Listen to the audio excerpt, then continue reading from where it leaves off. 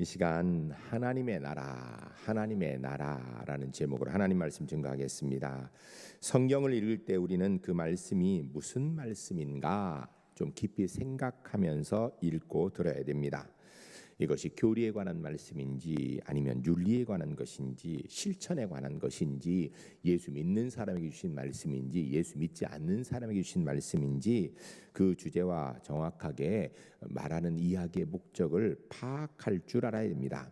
설교자가 설교를 할 때에도 이걸 정확하게 파악하고 설교해야 되고요. 듣는 사람이 들을 때에도 바르게 들어야 됩니다. 우리는 쉽게 이야기하기를 성경을 귀에 걸면 귀걸이, 코에 걸면 코걸이 이렇게 생각하는 경우들이 많이 있습니다. 그런데 성경은 절대로 어떤 경우에도 귀에 걸면 귀걸이, 코에 걸면 코걸이가 아니라 정확하게 하나님께서 주시고자 하는 메시지가 있고요. 그 삶의 정황들이 정확하게 있는 것입니다. 어떤 말씀이든지 그 말씀의 중심이 무엇인지 가르치고자 하는 바가 무엇인지를 정확하게 알고 듣고 또 우리가 배워야 되는 것입니다. 오늘 본문은 그런 의미에서 하나님의 나라에 관하여서 말씀하고 있는 중요한 내용입니다. 오늘은 본문 말씀을 근거로 하여서 하나님 나라는 어떤 것인지 하나님 나라가 이 땅에 어떻게 확장되어 가는지에 대한 말씀을 듣고자 합니다. 말씀을 들으시면서 내가 기대하는 하나님 나라는 어떤 것인가, 내가 하나님 나라를 위해서 무엇을 어떻게 할 수 있는가 고민하시는 가운데 하나님 나라를 이 땅에서 더 아름답고 귀하게 만들어가는 우리 제1교회 하나님의 사람들이 주 안에 모두 될 수 있기를 주의 이름 간절히 축복합니다. 첫 번째 따라하겠습니다. 본문의 주제는 하나님의 나라입니다. 30절 말씀을 우리 같이 읽겠습니다. 또 이르시되 우리가 하나님의 나라를 어떻게 비교하며 또 무슨 비유로 나타낼까? 아멘. 이 본문에 아주 명확하게 나와 있죠. 오늘 본문은 교육을 위한 것도 아니고 윤리적 강해를 위한 것도 아닙니다. 천국 곧 하나님 나라에 대한 말씀을 기록하고 있습니다. 말씀과 하나님의 나라에 대한 이야기를 하고 있는데 그것은 예수 그리스도 자신에 관한 말씀을 이야기하는 것이죠. 하나님 나라란 예수 그리스도께서 이 땅에 오심으로 세상에 임하였고 예수 그리스도의 말씀 선포를 통하여서 확장되게 되며 예수 그리스도의 재림과 함께 완성되게 되는 것입니다. 농사에 비유하면 씨앗이 땅에 떨어져 씨를 뿌리고 때가 되면 자라나고 이제 완성이 되면 거두어 들이는 것과 같은 것입니다. 신학적으로 이야기하면 하나님의 나라는 과거에 예수님이 이 땅에 오심으로 이미 구원이 시작되어졌고 현재 그 구원의 은혜가 성령의 은혜를 통해 이루어지고 있고 예수님이 재림하실 때 미래의 구원이 완성된다라고 이야기할 수 있습니다. 그런데 이 하나님의 나라는 바로 씨앗, 말씀과 함께 임한다라는 것입니다. 이 말씀은 그럼 어디서 나는가? 땅에서 나오는 게 아니에요. 하나님의 나라는 하늘로부터 오는 것입니다. 씨앗이 이렇게 뿌려지는 것처럼 하늘로부터 하나님 말씀이 임하여서 하나님 나라가 시작되는 것입니다. 하나님 나라는 위로부터 그래 임하여 말씀으로부터 오는 것입니다. 이미 임한 하나님의 나라 역시 말씀 전파를 통하여서 확장되는 것입니다. 하나님의 나라는 구체적으로 무엇인가? 하나님이 다스리는 세계, 하나님이 완전히 주권을 행사하셔서 하나님의 뜻을 이루는 세계를 이야기하는 것입니다. 그럼 우리는 쉽게 생각하면 이렇게 생각해요. 우리가 나중에 때가 돼 예수님 재림 이후에 갈 그 나라는 완전히 하나님이 다스리고 하나님 주권이 이루어지지만 이 땅에서는 사단이 역사하는 거 아니야? 이 땅은 하나님 나라가 아니지 않는가? 이런 생각을 하는데 여러분 그것은 오해하고 있는 겁니다. 성경을 잘 몰라서 그래요. 우리가 예수님 재림 후에 가게 될 영원한 하나님 나라 그곳에도 완전한 하나님 통치와 하나님의 뜻이 이루어지지만 지금 이 땅에서도 하나님의 통치와 하나님의 뜻이 온전히 이루어진다고 성경이 이야기합니다. 쉽게 얘기하면 사단의 역사, 하나님이 허락하지 않은 부분에서는요 사단이 아무것도 할 수가 없습니다. 하나님께서 이 땅에 있는 모든 역사도 친히 주관하시고 하나님의 뜻을 이루어 가고 계신 것입니다. 그런데 이 하나님의 나라는 씨앗같이 작은 것으로부터 시작된다라는 것입니다. 그리고 그 세력이 점점 확장되어져서 온 세계를 덮어 나간다라고 이야기하는 것이 오늘 본문의 이야기입니다. 성경은 하나님 나라의 비유를 모두 이런 구조로 이야기합니다. 우리가 알고 있는 씨 뿌리는 비유, 가라지 비유, 겨자씨 비유, 누룩 비유 다 하나님 나라에 관한 것인데 다 이런 구조 가운데 이야기하죠. 하나님의 나라는 예수 그리스도를 통하여 임하는 하나님의 통치입니다. 하나님의 나라는 예수 그리스도의 십자가의 은혜를 통하여 이루어지는 하나님의 구원인 것입니다. 그러니까 하나님 나라는 예수님의 십자가의 은혜로 시작되고 이루어지고 완성되는 것이다. 우리가 이 점을 꼭 기억해야 돼요. 여러분, 우리가 착하게 살면 하나님 나라가 이루어지는 게 아니에요. 세상을 좀 더 의롭게 우리 만들려고 노력한다고 하나님 나라가 이루어진 게 아니고요. 예수 그리스도의 십자가의 은혜로 하나님의 통치권, 하나님의 구원의 역사가 이루어짐으로 하나님 나라가 이 땅에 이루어진다, 완성된다라는 사실을 기억하고 우리가 주님의 십자가의 은혜 가운데 더 깊이 들어가고 그 십자가의 은혜 가운데 살아가 하나님 나라를 경험하는 하나님의 사람들이 모두 될 수 있기를 주의 이름 간절히 축복합니다. 두 번째 따라하겠습니다. 하나님 나라는 가장 작은 것에서 시작됩니다. 32절 말씀 같이 읽겠습니다. 겨자씨 한 알과 같으니 땅에 심길 때에는 땅 위의 모든 씨보다 작은 것이로되. 아멘. 겨자씨는 가장 작은 것으로부터 가장 큰 것으로 자란다라는 그런 대표적인 씨앗입니다. 여기서 중요한 것은 그래서 시작이 뭔가 가장 작다, 이걸 강조하기 위한 것이에요. 그런데 식물학적으로 보면 겨자씨가 분명히 작긴 작습니다. 거의 이렇게 보면 겨자씨가요 거의 뭐 깨만 합니다. 아주 작습니다.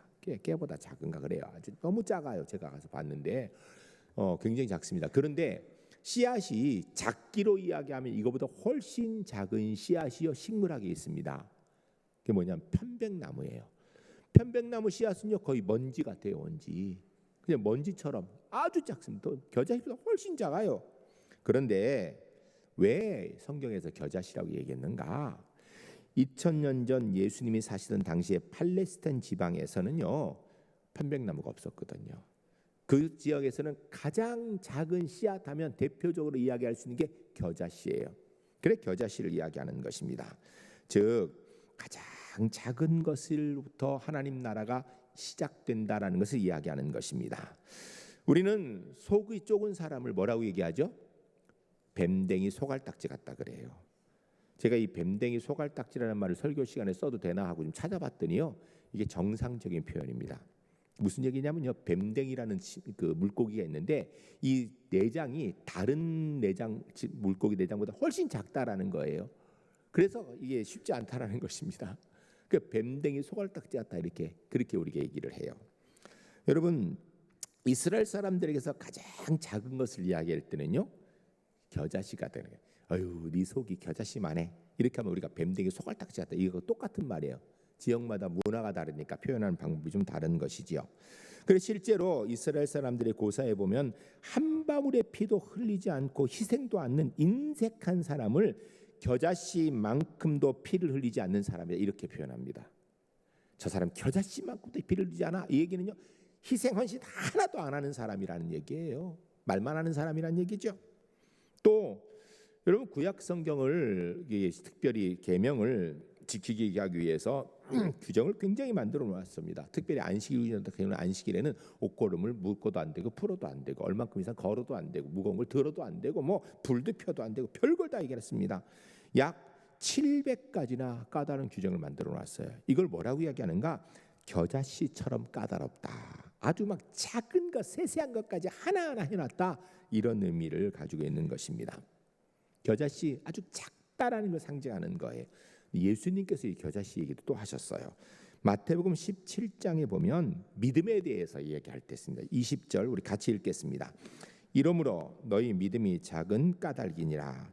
진실로 너희에게 이르노니 만일 너희에게 믿음이 겨자씨 한 알만큼만 있어도 이 산을 명하여 여기서 저기로 옮겨지리라 하면 옮겨질 것이요 또 너희가 못할 것이 없으리라. 아멘.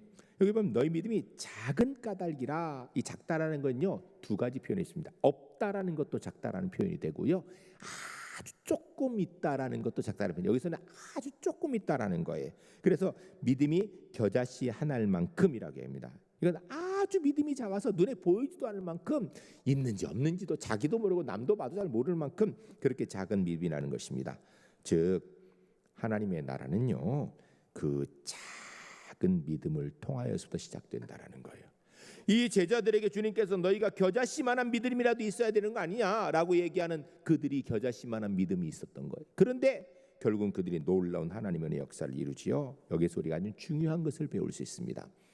하나님의 역사, 하나님의 나라를 이루는 것은요, 내 능력, 내 힘으로 하는 게 아니에요. 내 능력이 얼마나 큰가, 내가 얼마나 대단한 사람인가, 이것 가지고 하나님 나라를 이루는 게 아니고요, 내 속에 십자가의 복음, 자그마한 믿음이라도 있는가, 이게 중요한 것입니다. 주를 위한 믿음이 있으면 아무리 부족하고 작아도 하나님 나라가 그 속에서 시작될 수 있는 거예요. 내 능력이 아니라 십자가의 은혜의 믿음으로. 사랑하는 성도 여러분, 여러분에게 큰 믿음이 있는 것 같진 않지요? 내가 생각해도. 그러나 겨자씨만한 믿음이 있지 않겠어요? 우리 속에? 기억하세요. 여러분, 실망하지 마세요. 우리에게 있는 겨자씨만한 믿음이 십자가의 복음으로 들어와 있습니다. 이 믿음을 통하여 하나님께서 하나님의 은혜의 역사를 이루어 가실 줄로 믿으시기 바랍니다. 세 번째 따라합니다. 하나님의 나라는 점점 크게 자라납니다. 32절 같이 읽겠습니다. 심긴 후에는 자라서 모든 풀보다 커지며 큰 가지를 내나니 공중의 새들이 그 그늘에 깃들일 만큼 되느니라. 아멘. 심긴 후에는 풀처럼 자라나서 큰 나무숲이 된다. 이게 뭐냐면 처음에는 겨자씨가 들어가니까 뭐 너무 조그만 건데 자라는데 보니까 풀처럼 자라. 뭐 조그맣게 안 되는. 그런데 그래서 그냥 풀밭 같아요. 근데 시간이 지나면 이것이 큰 나무가 되어서 숲을 이룬다. 이런 말씀이에요.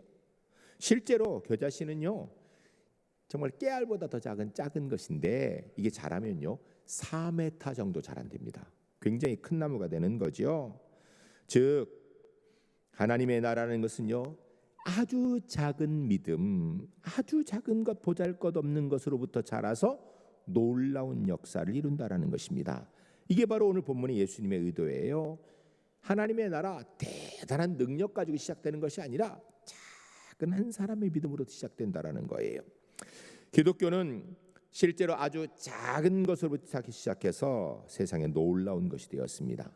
실제 여러분, 한 사람이 예수 믿으니까 그 가정이 예수 믿게 되고, 한 사람이 예수 믿으니까 여러분 그 마을이 예수를 믿게 되고, 한 사람이 예수 믿으니까 결국 그것이 그 민족이 예수를 믿게 되고, 한 사람이 예수 믿음으로 인하여서 세계에 놀라운 하나님의 역사를 이루게 되는 것입니다. 한국 교회를 세계 교회가 쳐다보면서 놀라운 부흥의 역사를 이뤘다고 합니다. 그런데 이 놀라운 부흥의 역사, 사실은 처음에 미미한 것으로부터 시작되었습니다. 1885년 첫 한국 개신교 선교사 두 분이 부활절 아침 제물포항에 도착했습니다. 누구냐면 여러분 잘 아는 언더우드 아펜셀러예요. 언더우드는 장로교 선교사고요, 아펜셀러는 감리교 선교사입니다. 그러니까 언더우드는 미국 장로교에서 보냈고 아펜셀러는 미국 감리교에서 보낸 거예요. 그래서 지금도 한국 교회사를 하는 사람들이 서로 이야기합니다. 다투기도 하죠. 누가 먼저 이 땅에 발을 들여 놓았느냐. 장로교 선교사님이 먼저 들어왔다, 감리 선교사님이 먼저 들어왔다, 이렇게 얘기합니다. 근데 장로교가 먼저 들어왔다 얘기하는 사람 생각해봐라. 부인 데리고 온 사람, 아펜셀러는 결혼을 했거든요. 부부가 왔고 장로교는 언더우드는 총각으로 왔어요. 그러면 여러분 배가 딱 도착하면 총각이 먼저 내릴까요? 부부가 먼저 내릴까요? 총각이 짐 들고 폴짝 뛰어내렸다라는 거예요. 그래서 총각이 먼저 왔으니까 장로교가 먼저 왔다, 이렇게 얘기해요. 그런데 또 감리교에서는 무슨 소리냐, 서양 사람을 레이디 퍼스트 아니냐. 그러니 언더우드가 젠틀맨인데 그냥 먼저 폴짝 뛰어내렸겠냐. 아펜셀러의 부인을 먼저 이렇게 쫙 내리라고 하고, 그리고 뒤따라 내렸으니까 아펜셀러 부인이 먼저 내렸으니까 감리교가 먼저 이 땅에 발을 들였다, 이렇게 얘기합니다. 어느 쪽이 맞을까요? 그게 뭐 중요하겠어요. 중요한 거는 사실은 1885년 부활절 아침에 미국의 젊은 두 선교사가 이 땅에 발을 디뎠는데, 사실은 겨자씨같이 작은 일이었는데 그 일로 한국 교회가 오늘만큼 자라서 우리가 예수 믿고 이 자리에 있는 거예요. 복음의 역사는 미미하게 시작되어서 엄청난 역사를 이룹니다. 복음의 역사는 굉장한 무언 놀라운 기적의 역사로 시작하는 게 아니에요. 한 사람의 믿음으로 그의 구원의 역사로 선교가 이루어지고 구원의 역사가 커지는 것입니다. 복음의 역사란 조용히 겨자씨처럼 자랐습니다. 작은 마을 베들레헴에 시작하여서 갈릴리로, 그리고 예루살렘으로, 그리고 예수님께서 골고다 언덕에서 죽으셨죠. 그런데 이 모든 사건이요, 사실 인류의 역사를 보게 되면 아주 작은 사건이죠. 있는 수많은 사건 가운데 별로 그렇게 중요하지도 않은 작은 사건이, 그런데 이것이 바로 겨자씨예요. 이것이 바로 인류를 바꾼 것입니다. 예수님은 12제자를 부르셔서 가르쳤습니다. 그런데 그 제자들 참 면면히 살펴보면 신통한 사람이 하나도 없습니다. 왜냐하면요, 그 중에는 예수님을 팔아먹은 가룟 유다도 있고요, 또 그 중에는 예수님을 모른다고 부인한 베드로도 있고요, 또 그 중에는 당시 사람들이 멸시하고 시기했던 세리 마태도 있고요. 아주 그냥 정신 못 차리는 사람들로 그냥 가득합니다. 하나하나 살펴보면 아이고, 저런 사람들 데리고 뭘 하겠는가, 탐탁치 않은 사람이 하나도 없어요. 그런데 예수님이 바로 그들을 통하여서 하나님의 역사를 이루었습니다. 겨자씨 같은 사람들을 통하여서. 예수님이 그 제자들을 보면서도 아마 이 제자들이 좀 그렇게 대단해 보이진 않았던 것 같아요. 그러니까 누가복음 12장 32절 전반절에 이게 제자들을 가르쳐 적은 무리여 무서워 말라, 이렇게 해요. 적은 무리여. 그들을 보면서, 12를 보면서 야, 내가 인류를 보는구나, 너희는 대단한 자, 이렇게 얘기하신 것이 아니라 적은 무리, 사실 너희는 아무것도 아니야. 그러나 두려워하지 말라. 왜? 십자가의 복음의 능력이 너희를 통하여서 하나님 나라를 이룰 것이니까. 적은 무리, 미미하게 시작하여서 큰 놀라운 은혜의 역사를 이루는 것, 이게 바로 복음의 역사이고요, 하나님 나라가 이루어지는 방법입니다. 여러분, 만일 우리가 하나님 나라를 이루는데 대단한 능력, 큰 역사를 통해 한다면 우리 중에 할 수 있는 사람 과연 얼마나 있겠습니까? 대다수가 우리는 할 수 있는 게 없네요. 자격미단이 그럴 거예요. 그런데 작은 무리, 즉 나는 부족해도 십자가의 복음 안에 있으면 놀라운 하나님의 은혜 역사를 이루는 줄로 믿습니다. 내 믿음이 대단한 것 아니어도 겨자씨만한 믿음만 있어도 십자가의 복음의 역사를 이루게 되는 것입니다. 그러므로 하나님의 역사를 기대하며 기도하며 이뤄나가는 우리 제일교회 하나님의 사람들이 주 안에 모두 될 수 있기를 주의 이름으로 간절히 축복합니다. 오늘 우리가 성만찬 예식을 행하기 위해서 또 이 자리에 왔습니다. 오늘 주의 만찬에 참여하기 위해서 이 자리에 왔는데, 사실 우리가 조그마한 밀전병 하나, 포도주 정말 누가 그러대요, 병아리 눈물만큼 준다고 조금밖에 없습니다. 그런데 이것을 우리가 먹고 마심으로 우리 속에 예수 그리스도의 몸과 피를 가진 자로서 결단하고 복음 안에 살아갈 때에 우리를 통하여 하나님 나라가 이 땅에서 확장되고 이루어지는 줄로 믿습니다. 이 이름으로 주의 만찬에 참여하는 하나님의 사람들 되시기를 주의 이름 간절히 축복합니다. 이 사람께 기도하겠습니다. 기도할 때 주신 말씀대로 주님, 우리가 겨자씨만한 믿음이 우리 속에 있다 할지라도 이 일을 통하여서 주의 놀라운 은혜의 역사를 주님 이루실 줄로 믿습니다. 우리가 부족하지만 그 믿음으로 기도하며 이루게 하옵소서 기도하시고요. 오늘 성만찬에 참여하기에 걸림이 되는 회개하지 못한 죄가 있다면 이 시간 회개하시고, 용서하지 못한 사람이 있다면 이 시간 용서하셔서 하나님의 은혜 가운데 주의 만찬에 참여할 수 있기 바랍니다. 기도하시겠습니다.